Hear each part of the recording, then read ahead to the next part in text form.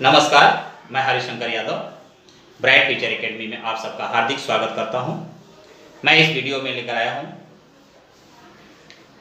Mathematics का एक महत्वपूर्ण चैप्टर स्टैटिस्टिक्स का चौथा भाग मीन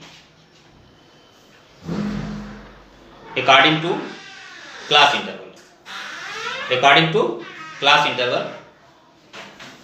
अब क्लास इंटरवल में हम किस प्रकार के डेटा लेते हैं, तो लिखा हुआ है find the mean of the following data. Data आपको दिया गया है क्रॉस इंटरवल के फॉर्म में 0 to 10, 10 to 20, 20 to 30, 30 to 40, 40 to 50, 2, 3, 5, 4, 6। Already ये डेटा सारे दिए हुए हैं। इस डेटा में आपको अरेंज करना है कि मीन निकालना है। तो सबसे पहले हम मीन के बारे में सोच लेते हैं कि मीन क्या है। When data are arranged ascending or descending order, the average value of data is called as the mean. The average value of data is called as the mean. अब मीन जो है निकालने के लिए, हमें एवरेज वैल्यू निकालने के लिए सबसे पहले जो है ये क्लास इंटरवल के फॉर्म में है, ग्रुप डेटा के फॉर्म में डेटा है। तो डेटा के टेबल बना लेंगे हम। पहले ग्रुप डेटा को लिख लेंगे यहाँ पर, उसके बाद मिड वैल्यू ले लेंगे। उसके बाद जो है मिड वैल्यू के लिए फॉर्मूला आपके पास है L1 plus L2 divided by 2। अब L1 जो है लोअर लिमिट है, L2 जो है अपर लिमिट है। तो अपर लिमिट को लोअर लिमिट में प्लस करके जब हम 2 से डिवाइड करते हैं तो हमारी मिड वैल्यू आ जाती है। तो क्लास इंटरवल के कंडीशन को सबसे पहले हमें क्या लेते हैं, मिड वैल्यू लेते हैं। मिड वैल्यू ही हमारी x की वैल्यू होती है। अब 0 plus 10 equal to 5, 10 plus 20 equal to 15, 20 plus 30 equal to 25, 30 plus 45 equal to 17 and 40 plus 50 equal to. अब इसको हम प्लस करके डिवाइड करते हैं 2 से, तो ये हमारी मिड वैल्यू निकल जाती है। जैसे 0 plus 10 divided by 2 5, 10 plus 20 divided by 2 15, 20 plus 30 50 divided by 2 25, 30 plus 40 70 divided by 2 equal to 35, 40 plus 50 90 divided by 2 equal to 45। अब इसको हम मल्टीप्लाई कर देंगे तो 5 3 जा 45 और 5 5 जा 125 और 35 4 जा 140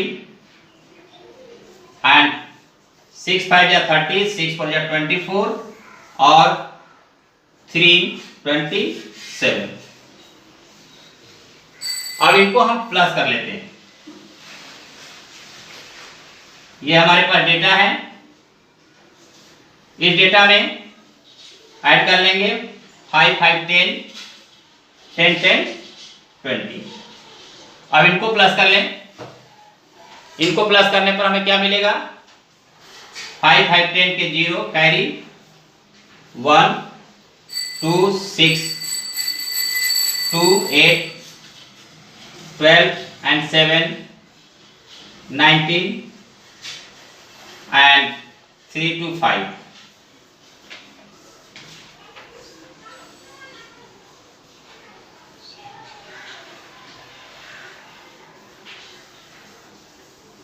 यहाँ देखते हैं 5 to 7 7 7 और 4 11 11 और 7 18 कैरी 1, इस तरह से होगा।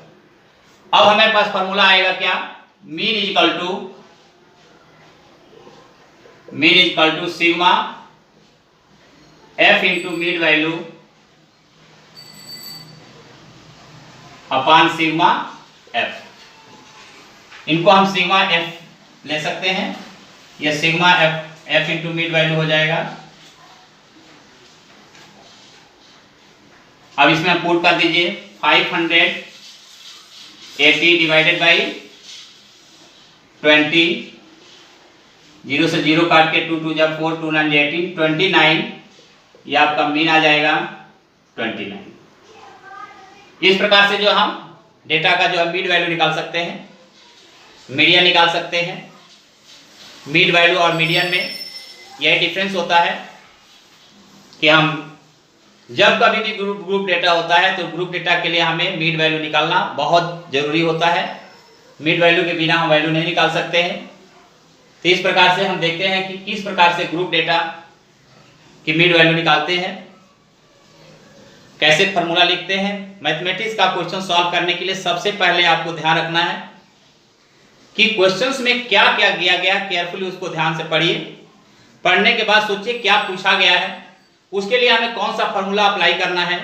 अगर फॉर्मूला आपको आता है तो फॉर्मूला पुट कर दीजिए, यहां तक आपका 75% क्वेश्चन सॉल्व हो जाता है। लास्ट के 25% के जो कैलकुलेशन बचते हैं उसके नंबर होते हैं। अगर ये 25% आपको छूट जाता है तो भी आपको पूरा का नंबर मिलता है। लास्ट के कैलकुलेशन मिस्टेक हो गया तो पूरा का पूरा चला जाता है। लेकिन सिस्टमेटिक वे से क्या क्या गिवन है वो लिख दीजिए, क्या दिया गया है वो लिख दीजिए, कौन सा फॉर्मूला यूज करना है वो लिख दीजिए, वैल्यू को पुट कर दीजिए। कैलकुलेशन करने पर मैक्सिमम सही आता है, आपका पूरा का पूरा नंबर मिलेगा, कहीं कटने का कोई चांस नहीं है। इस प्रकार मैं आपको जो है इस क्वेश्चन को mean without frequency table, mean frequency table, और एक और आता है mean with the help of group data. तो 3 तरह के क्वेश्चंस होते हैं। इस 3 तरह में हम देखते हैं कि इसको अच्छी तरह से करना चाहिए।